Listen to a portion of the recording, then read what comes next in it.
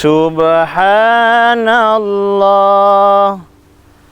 walhamdulillah wa la ilaha illallah wallahu akbar wa la hawla wa la quwwata illa billah Al-Aliyyil Azim.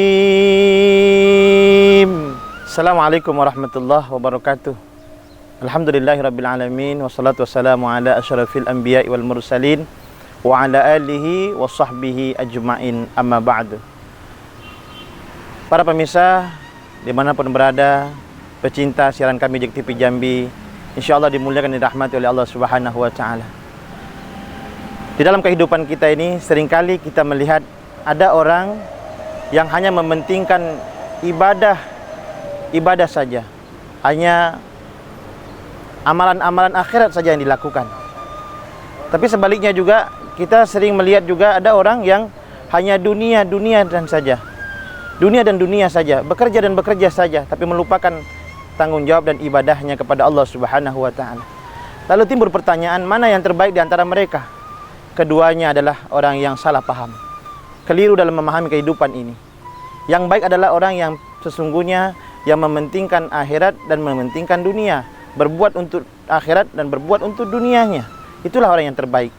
Karena memang Rasulullah SAW sudah mengingatkan di dalam hadisnya, laisa bi khairikum man tarakad dunya li akhiratihi. Kata Rasul, bukanlah orang yang lebih baik itu orang yang mementingkan dunianya, hanya bekerja dunia saja. Dia terlena dengan kehidupan dunia, tidak pernah ibadah, sholat tinggal, sibuk hanya persoalan dunia saja. Ini bukan orang yang terbaik. Sebaliknya kata Rasulullah SAW, bukanlah orang yang baik pula orang yang hanya mementingkan akhiratnya, tapi dia lupa terhadap dunianya. Dia ibadah saja, sholat, zikir, tilawah Al-Quran, tapi tidak bekerja. Dia punya tanggung jawab terhadap istri, anak-anak, dan kehidupan ini. Karena ingat para pemirsa yang dirahmati oleh Allah Subhanahu wa taala, bahwa apapun yang kita lakukan nanti akan ditanya semua yang kita lakukan. Seorang suami ditanya atas kepemimpinan dalam keluarganya. Seorang istri juga ditanya bagaimana terhadap suaminya. Semua kita akan ditanya oleh Allah. Oleh karena itu, mari kita berusaha mengimbangi kehidupan ini, kehidupan dunia dan kehidupan akhirat kita laksanakan semua. Inilah orang yang terbaik. Para pemirsa yang dirahmati oleh Allah Subhanahu wa taala, ada sebuah kisah yang sesungguhnya dibenci oleh Allah Subhanahu wa taala. Ada seseorang di zaman sahabat, dia ke masjid. Setelah dia beribadah dalam masjid, dia berusaha dan dia beribadah terus di sana. Dia berdoa, dia baca Al-Qur'an. Tapi ketika sahabat datang ke masjid, setelah dia berusaha, dia melihat orang itu, dia hanya berdoa saja. Dari pagi subuh dia ada di masjid. Dan dia juga pas sore harinya, malam harinya dia masih aja di masjid. Lalu dia meminta berdoa kepada Allah. Lalu ketika sahabat sudah selesai beribadah, lalu dihampirinya oleh sahabat itu. Sahabat itu berkata kepada si fulan itu, wahai si fulan, apa yang kalian lakukan di dalam rumah Allah ini? Apa yang kalian perbuat? Dia jawab, ya wahai sahabat, saya sedang berdoa. Berdoa minta apa? Minta dibanyakan rezeki, dipanjangkan umur, disehatkan badan. Apa kata sahabat? Wahai sahabatku, perbuatanmu ini adalah keliru. Kenapa? Tidak akan mungkin air hujan menurunkan emas. Kau berdoa boleh, tapi setelah itu kau harus berikhtiar. Kau keluar cari kerja, cari nafkah dan tanggung jawab dalam kehidupan di muka bumi Allah ini. Itu bukan terbaik. Lalu disuruhlah keluar.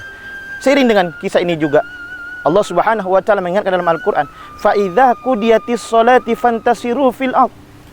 Setelah kalian salat, beribadah, maka apa kata Allah? Fantasiru fil ard, bertebarlah kamu di muka bumi. Carilah rezeki Allah sebanyak-banyaknya. Ingat saudara, tidak ada larangan kita untuk kaya. Tidak ada larangan untuk kita punya rumah, gedung, usaha sebanyak mungkin di muka bumi ini. Bahkan dunia ini kita lihat, kita mau ambil. Memang kalau kita menuruti hawa nafsu kita, sesungguhnya dunia ini ingin kita raih semua. Makanya para pemirsa, kita lihat ketika ada orang yang lahir ke dunia ini, dia menangis. Apa yang tersirat dalamnya itu? Sesungguhnya ternyata dia baru tahu bahwa dia bersedih berhadapan di dunia ini.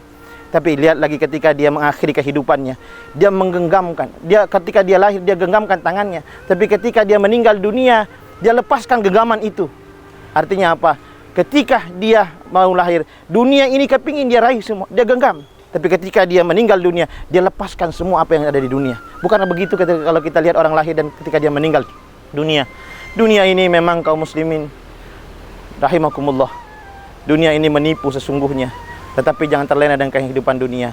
Tetapi demikian pula jangan dunia saja, akhirat kita lupakan. Karena kita pasti akan menuju alam yang lebih abadi, yakni alam akhirat kelak. Berada di alam kubur kita, kita kepingin tenang dengan amal-amal kita di dunia. Dan kelak kita ingin masuk surganya Allah dengan amal-amal yang kita lakukan. Oleh karena itu dunia yang sesaat ini jangan sampai membuat kita terlena. Jangan sampai hubbud dunia. Karena kata Rasulullah SAW, manusia itu baik kebanyakan hubbud dunia wa sakaratul maut. Dia cinta dunia, tetapi dia sangat takut dengan kematian. Oleh karena itu, hidup mari kita seimbang dalam kehidupan kita. Bukankah kata Rasulullah juga mengingatkan, hiduplah kamu seolah-olah kau akan hidup selama-lamanya. Bekerjalah kamu seolah-olah kau akan hidup selama-lamanya. Tapi beribadahlah kamu seolah-olah kau akan mati besok. Artinya apa? Ini mengajarkan kita untuk keseimbangan. Mudah-mudahan kaum muslimin dimanapun berada yang insya Allah dimuliakan dan dirahmati oleh Allah Subhanahu Wa Taala, kita bisa menyeimbangkan kehidupan kita di dunia maupun di akhirat, sehingga kita menjadi golongan manusia seperti doa yang sering kita panjatkan di akhir hayat, di doa kita, Rabbana atina fid dunya hasanah wa fil akhirati hasanah. Kita ingin meraih kebahagiaan di dunia maupun kebahagiaan di akhirat dengan keseimbangan, insya Allah. Demikian, semoga ada manfaatnya. Terima kasih. Allahumma waffiq ila aqwamit thoriq. Wassalamualaikum warahmatullahi wabarakatuh.